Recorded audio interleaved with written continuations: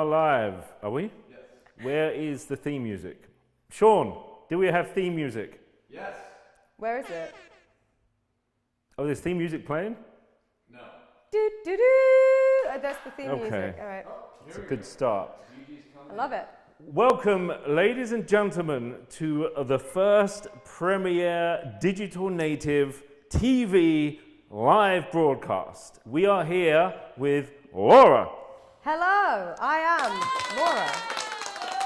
We have effects as well. Well done, Sean. Thank you. Now, Laura, introduce yourself, please. I am Laura James. I'm obviously also originally from England. We've got some beautiful accents in here today. Wait, what's your original accent like, though? My original accent, if I talk like how I should, I'd be like a farmer and nobody would be able to understand me. It's funny. All right, sorry, carry on. So yeah, I am a semi-retired professional wrestler and actor. Pretty normal, right? That's pretty cool. Normal. Okay. In LA, anyway. No, that is really cool. That's why you're here, because you're cool. Thanks. So I'd like to give a bit of an intro to what this is all going to be about. We have Gigi on standby, who we're going to feature in this episode. But let's give a quick background to Digital Native and us and why we're here. So, Ivy Gallery and Digital Native are the same company, and we brought in a lot of the creators into this NFT craziness a few years back. The Winklevoss twins are clients of our company and asked us to help with Nifty Gateway in the early days. So we brought on some of the big famous names that you've heard of, WEB3, Beeple, Boss Logic, Superplastic, Bill Ellis. There's a whole list of them that we worked with, helped grow, and that also opened up the space for all of their peers and created an amazing snowball effect, as a lot of you are aware of. We were focusing primarily on art. We already were an art gallery. We've been an art gallery for 10 years with galleries in New York and LA, so we're used to building artists' careers and trying to take them to the highest heights. And it was not that difficult then to translate that to digital and bring some of the artists in and do the same thing in the digital space as we did in the physical, because the artists are tremendously talented people. So fast forward 2 years, a bit of a roller coaster, and now we're at a space where Digital Native is more of the commercial arm of our operation, and we're doing things with movies, with gaming, with ticketing, more real world applications, and very much still a focus on art. And bringing some of those artists that we're working with into the film space, into the gaming space. So we're having a lot of fun with kind of crossing the streams, which Ghostbusters said not to do, but we like crossing the streams. That was pretty good. I like. Anyway, so we've got Laura here. So that's us as a company, and we're going to talk to Gigi very quickly. But I want to introduce Laura, or why she's here. So Laura is someone we're going to be doing some interesting NFT projects with in the future, especially from the wrestling component, where we would help with not only ticketing, but digital merchandise of these very cool wrestlers.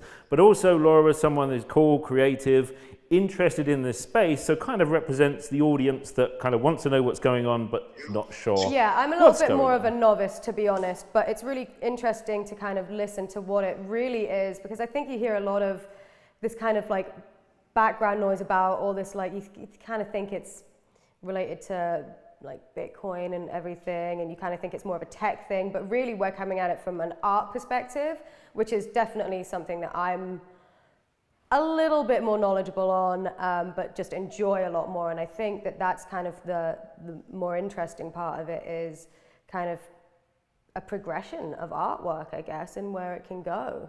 Exactly, and we've got Gigi as a great example of this. So Gigi, from our gallery side, I've known for 10 years, and we've been working with him from scratch. And when he used to paint sneakers, put like a little... This is his, right? It is. Right here. That's why so it was. cool. I wondered why it was here. Yeah. Okay. Good. So it's been awesome to see his progression over the last 10 years, from literally painting sneakers for $50 to selling paintings for 10 grand up, and now being doing really well in this digital space. So Gigi is an example of someone that already was doing well in the traditional art world, and now has crossed over into this digital space and is maximizing his impact here. So not thinking, how do I just sort of take my character, which is Fado, he'll tell you more about, and make it work in the digital space, but how can you really make use of the medium and evolve? And we've done things with him. He's made this awesome documentary about the NFT space that you can collect as an NFT. He's got some amazing collections out already that kind of push the envelope of this kind of, especially the narrative that we're talking about here, is getting new people on board and getting people to understand it and pointing out the funny aspects of adoption. And then also to this latest collection, which is launching today, after this first episode, which is on Nifty Gateway at 6:30 EST. All right, Gabriel Gigi Jimenez, are you there? Yes, sir. Yes, it works. The technology works. So, thank you for coming on our inaugural premiere Digital Native TV live broadcast. Are you excited? Very much. Thank you guys for having me. This is pretty awesome. I like the setup that you guys have going on there. It's cool, right? Do you like this painting? I do. Yeah, that's a nice painting there. I know the artist. Yeah. I can hook you up. So yeah, I want you now. I know I did a bit of a long intro about you, so not much. So I said too much, but I want you to tell us, in your own words, your story so far and your journey so far, which goes over where are we at now? Like almost 2 years. So what made you want to get into this digital space, and what are you doing with it now? Yeah, I mean, so I think that I hear a little bit of echo, by the way. I don't know if we can't hear it. It's okay. Okay, cool. Yeah, on the digital space, the journey has been very interesting. I mean, you were the first person to tell me about NFTs and sort of introduce me to what it could do from an artistic and creative perspective. Because we can't see him. Where is he standing? Sorry, we can't see you, but I know you're on the screen, so we're going to do active listening. Okay, perfect. Yeah. I can see you guys. You guys look great, Sorry so you're good. Anyway, so yeah, going back to the first, when you first told me about NFTs, I believe this was maybe like 2018, maybe around that time, early 2018. And just the idea of, from a creative perspective of what you could do with certain ideas was really interesting to me. It was one of those things that technology and the sort of relationship that we have with our phones and our digital devices was something that I was already very much contemplating and trying to understand as an artist. And when you started bringing up the concept of NFTs, it was immediate for me. I got it right away. And it was very interesting just from the creative angle, just to think that these ideas that I was contemplating would resonate even better if they were on the digital format, right? Before that, I was just thinking of using analog, right? Just creating a painting and of this certain ideas. And now it was much easier for me to create an animation and have that animation be collected instead of like analog representation of that idea. So from a creative angle was extremely interesting to me. And then it just kind of evolved. And I've taken it lightly. I think that every step and every collection that we've put out has been well thought out and in the long term, right? How would this sort of look 10 years from now with the catalog of work that I've been already building? Right. So I'll stop there, but that's sort of been the intro or the, I think from a creative angle, it was very interesting to me. No, it's a good overview, and you hit a few points there that we want to touch on. So you've been a painter for many years, and you're known for your Fado character.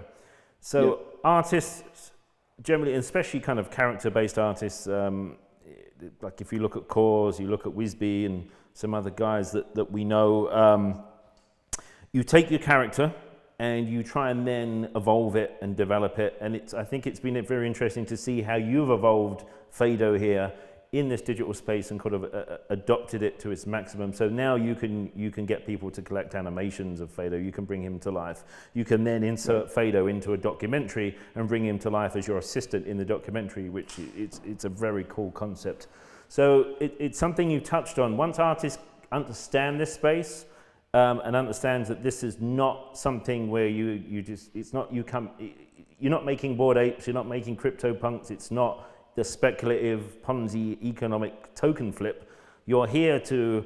It really is like a progression of the art, right? Yes, so it's something that's what I wanted to say. It's like an extension or a progression of the art as opposed to being just this, And exactly, it's a new medium to play with. To add to that point, I think as a creative, when all this hype of the PFPs started coming along, I did feel tons of pressure to, should I be, I was thinking, should I be putting out work that it's like that? And I think that's where time really was my ally, right? It really thinking through the ideas and not rushing them. I would have not enjoyed being in a situation where collectors are pissed off at me because of a certain project that's more collectible oriented, like the PFP projects. Flops, right? So it was, I think that timing has always been an ally for myself when it comes to the digital space, just being patient with putting out the right ideas. Yeah, and you did the right thing. There's a lot of people that went for the money grab, and because this is not new to you, you've been an artist for a long time, you've been a commercial artist, you understood that longevity, sustainability, you want to have a career. This is not about grabbing some money and then having to disappear because you can't keep up with that market kind of thing. You've oversold and oversupplied.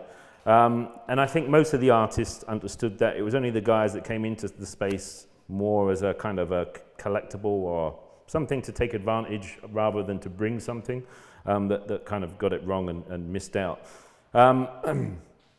Now, let's talk a bit about this collection that's coming up at 6:30. This is the second part of, I love the narrative of this collection, so I want you to tell me a bit about it. So this is the second installment of?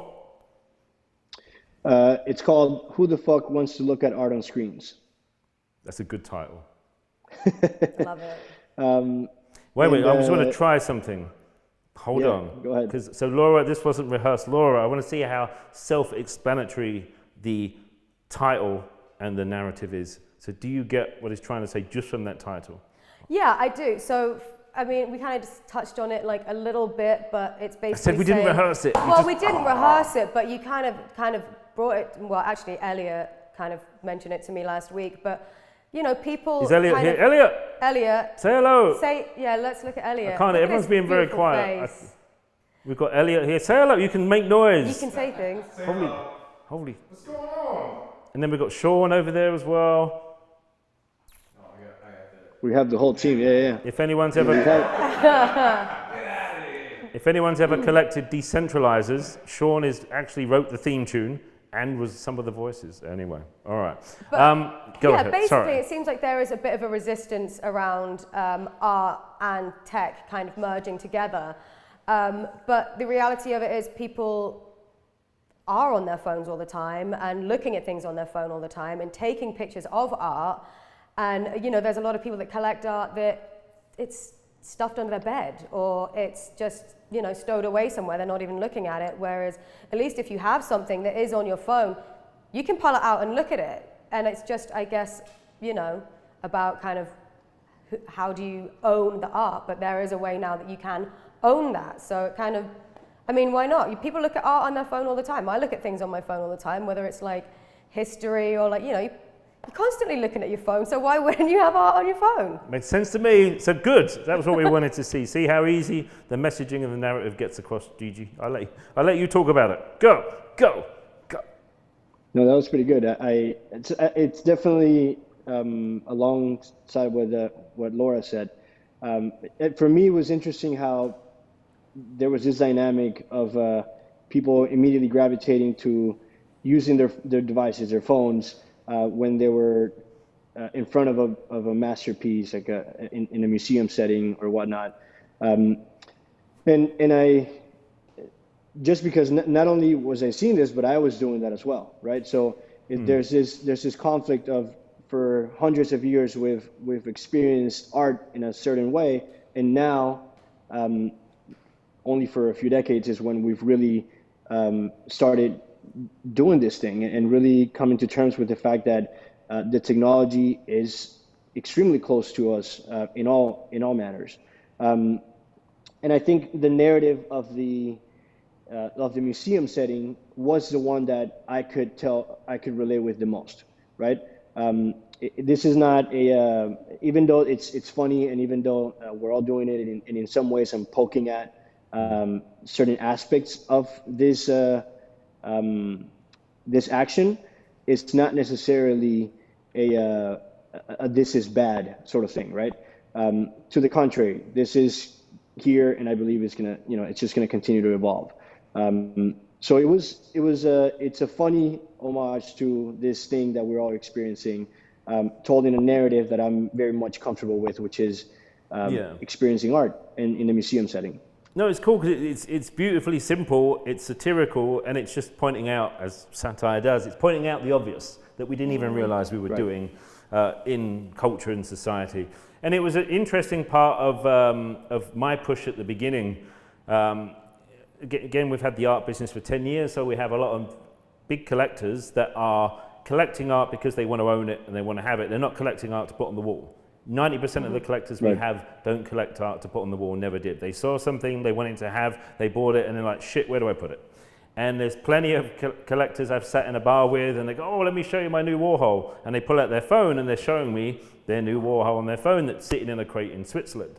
So I knew it wouldn't be such a stretch to be able to tap into that kind of desire in the digital space and make them still collect for the same reasons. They love the artist, they love the work, they want to support the artist, they want to own that work. And now when it's digital based, obviously then they can just keep collecting and not worry about where to put it. And on the flip side, we've got then, you're used to now owning and sort of consuming it on your phone. And as your series shows, in case people haven't seen it yet in person, then is the Nifty Gateway link in the chat, Elliot? So you can, if you want to see what we're talking about, you can click on it in the link in the chat now.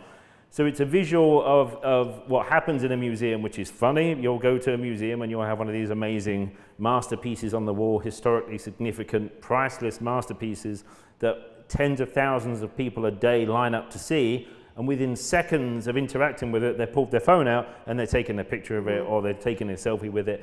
And they'll consume it more on their phone than they would in person, even though they're next to this thing. So it just shows you that it's not such a leap then to adopt this new version of collecting art and enjoying it on your phone, because you're doing it anyway.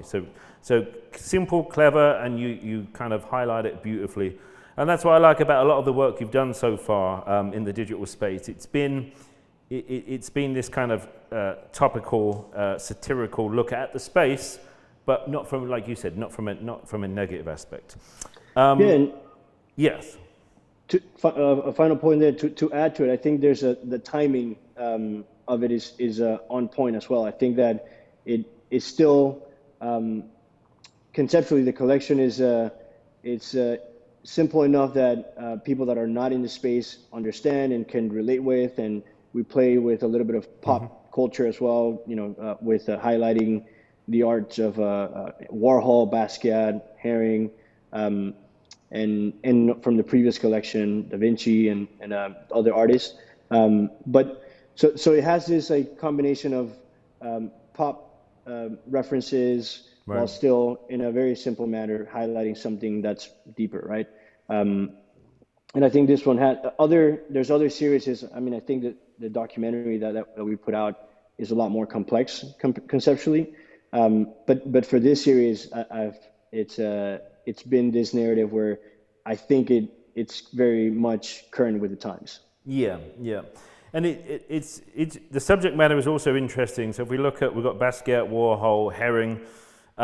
The pop art movement became a movement, like a lot of movements throughout art history, which are basically groupings of artists doing a similar style that a phrase gets coined, such as pop art by a critic, and then it gets stuck in art history forever. Now, what people don't realize is generally it's not that massive at first. It's a turning point that is bigger when it's looked back upon. If we look at the kind of really the first wave of the NFT hype, it was based on what had already come before. It was CryptoPunks, it was Rare Pepes, it was everything that would come in 17 and 18, and then they were ahead of the wave that we hit in sort of 2021.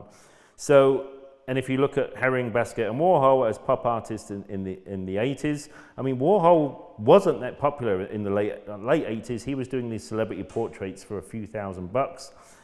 He wasn't the kind of the darling he was early on, and obviously we've got a record of 140 million at auction now, I think, for Warhol, and obviously massive figures for Basquiat and Herring as well.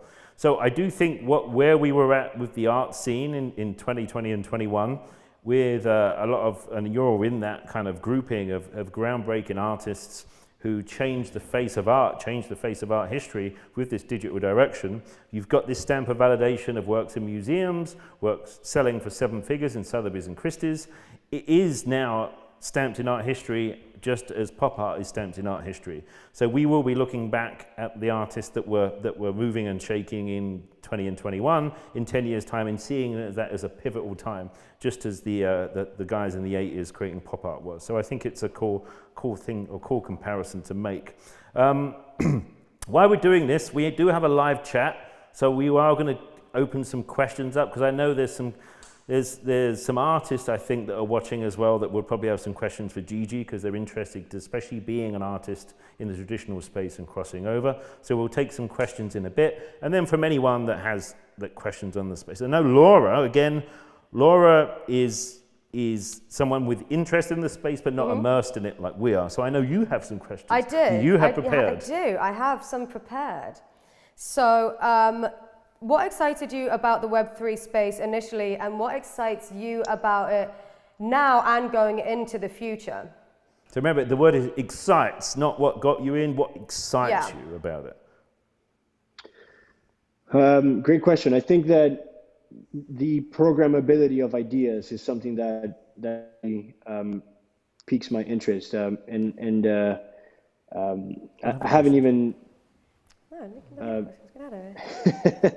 I haven't even created a project that really stretches and that changes over time. But that's something that really interests me. I think the idea that I could create a piece of artwork, and over time it could change, it could mold, it could become something else. It's really interesting to me. And then I would say something that I stumbled upon, which I don't think that was an initial thing that I was excited about, just because I just didn't know that it could be done, was short film, right? And the possibility of collectors acquiring short film as a collectible item, just like they did with the recent documentary that we released, right? As of now, there's no real way that people can collect short film, and there's so many amazing stories out there from short filmmakers that are not really getting their work highlighted because they would have to go through either the festival route or the big production studios. So there's a chance for short filmmakers to share their work with their collectors. It's a pretty interesting and exciting thing for me. That's awesome. So another question. Are you going through? How many you got? Go away. No, go away. So there is people watching. They want, okay, come on. Okay. There is still a lot of confusion about the NFT space, especially, I'm still kind of learning, but it kind of, I guess it doesn't really show the true value or desirability of an item. So how do you explain to people what this digital world is really, I guess, all about, really? Oh, very good. Good question. Yeah. It's got some good questions. That's a tough one. I think that you have to understand the different uses for NFTs. I think that the use for PFP projects is different than what I'm doing with my art collections, right? And I think maybe it's important to look at other items in society that are valuable, and sort of make that connection. What does this new digital item relate to, and if it holds value over the history of our society, then it's probably going to hold value as well, even in this digital format, I think. Right. If it has cultural impact, if it has cultural relevance, I think those are points to look at. And that's just right from an art perspective, but I think the biggest mistake, you're alluding to it there, is the NFT space. There isn't an NFT space. Yeah. There is, the NFT tech part of it literally is just a record of ownership and transaction. The value is the item, so the value is GG's art. And the value of that is I want to collect and own that art because it's cool. It's not I want to sell it.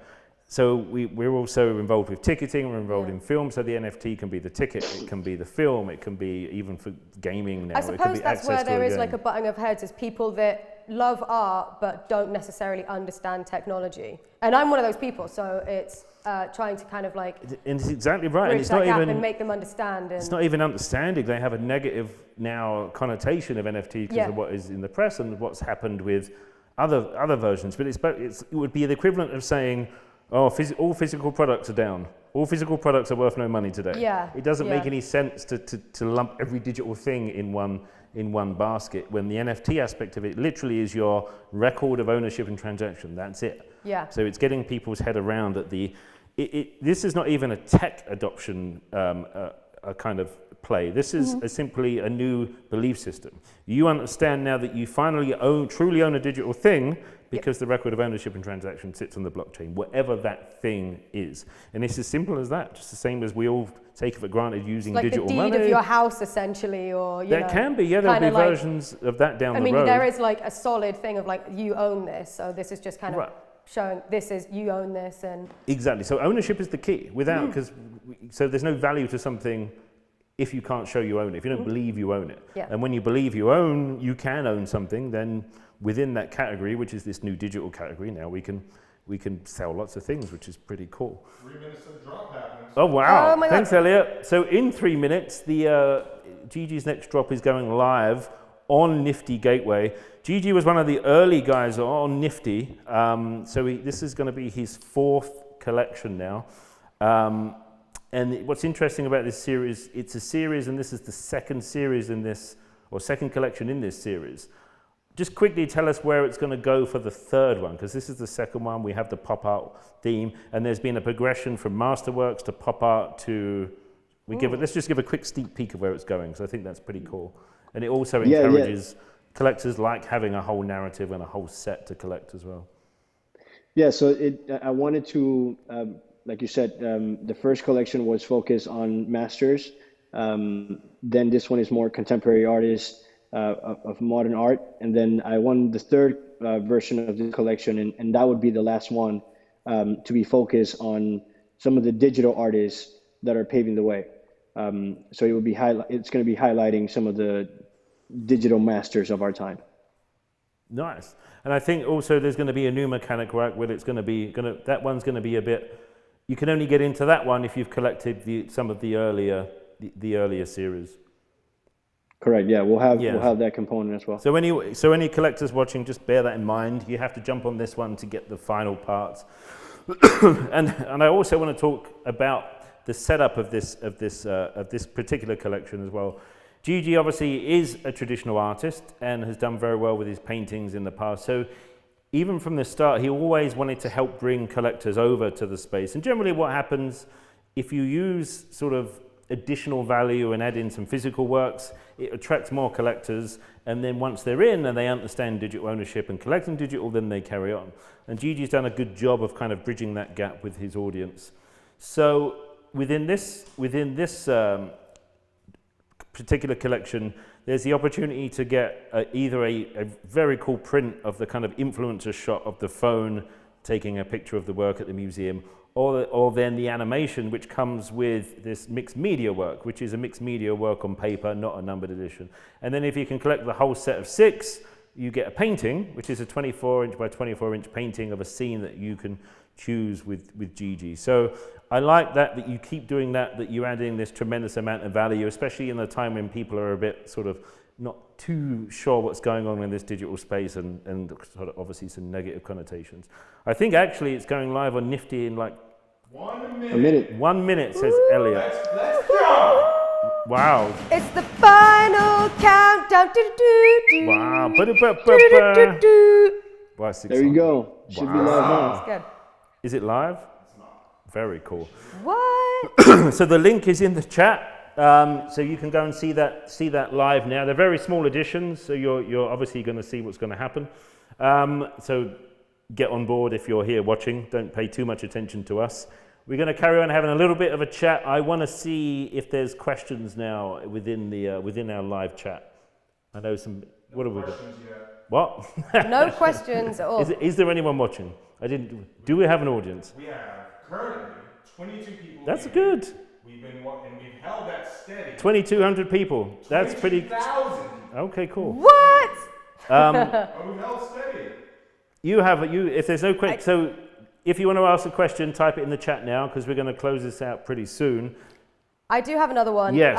So you kind of did touch on this a little bit, but Gigi, do you have any advice for artists that want to get into digital art creation, and also for collectors that are kind of interested in getting involved as well and starting to collect this? Yeah, I mean, I think for any artist that's interested in this space, do it in an honest way, in a way that if you were doing already something in the physical space, don't try to force it and try to create something completely different. Make sure that the ideas flow well with the space and that you feel comfortable. That is adding something unique that you're not seeing, right, in the digital space. So making sure that it's honest to you as a creative and as an individual, and also if you haven't seen it, it's probably a good idea to approach it and present that, because it'll be something new that the space didn't have before. And for collectors, I think this is the new world, right? So it's very exciting. Be careful on how you're entering the space and collecting. But I think it's the same as any artwork. Any artwork in the physical space. If you are drawn to it and if you love it, then make the decision and buy it if you want. So it's no different than the physical space. Exactly. No, that's a really good point. So I want to close this off because people that know me know I'm also a big collector, and I need to get on and buy some works before they sell out because they're pretty small editions. So thank you very much, Gigi. Thank you for being part of this first inaugural premiere Digital Native TV. Oh wait. A question just came in. You're cutting into my shopping time. Okay. It's Pasha Adam from London. Oh. Has a question from Pasha. Can you speak to the psychology of having certified ownership of a piece of work versus having a non-NFT piece of art as a file on your device? Yeah. I mean, so we'll start. I'll answer that one. Say it one more time, just so. I'll say it better. So, can you speak to the psychology of having certified ownership of a piece of work versus having a non-NFT piece of art as a file on your device? Okay, so the file on your device is still the artwork, but the difference is the ownership of it. So what we're going to see very quickly is that. And we're going to see this for physical items because we're doing a lot with luxury brands. This might be an easy way to look at it. There will be a time when a luxury item, the thing that transacts, the thing that's most important is the digital component, is the NFT. It's not the physical thing itself, which sounds crazy, and that will alienate any fakes and forgeries. So being able to immutably and securely prove ownership is the key to not being able to kind of getting around kind of fakes and forgeries and all sorts of craziness that happens if you can't prove you own something. So it really comes down to the belief system now that you truly own this thing and no one else can have it, but it needs to be a shared belief. So you could have got hold of the file on the computer just as the same way as anyone else could have painted a canvas that looks like this, but it's not the actual one that came from the artist, and it doesn't have that ownership data with it. So the key is that you believe, because the world can see that there is ownership of this particular piece attached to this kind of line of code on the blockchain, that constitutes ownership. But it is a shared belief system. And we will be at the point very soon. So there's a lot of things that are also on-chain, where the file itself is sitting on the chain within the code, within the token, if you want to call it that. So you're literally, it's almost like having the thing as part of a digital filing cabinet. And no one can touch that digital filing cabinet except you, and you're free to pass that digital filing cabinet to someone else with your artwork in it, and it's completely secure and completely controlled by you as the owner. So that was a big, I hope that answers the question. Did that answer the question? Anyway, all right, any more questions? Because I want to go and buy stuff. I think we're good. Okay, good. Thank you very much. Laura, that was awesome. Thank you. Well, you can come on again. We're new at this, but apparently you have to subscribe, and we're going to start doing this every few weeks. We're going to have we'll promote some really cool guests from the space, within art, within film, within ticketing, so whatever events we're doing for ticketing. That sounds super interesting to me. Wrestling matches, all sorts of fun stuff. Yeah. So yeah, we'll keep you posted for the next one. Subscribe so when you know it's coming. And we're going to go, I need to go shopping. Thank you very much, Gigi. Congratulations. Woo! Thank you. Thank you, guys. Let's do it. Yeah.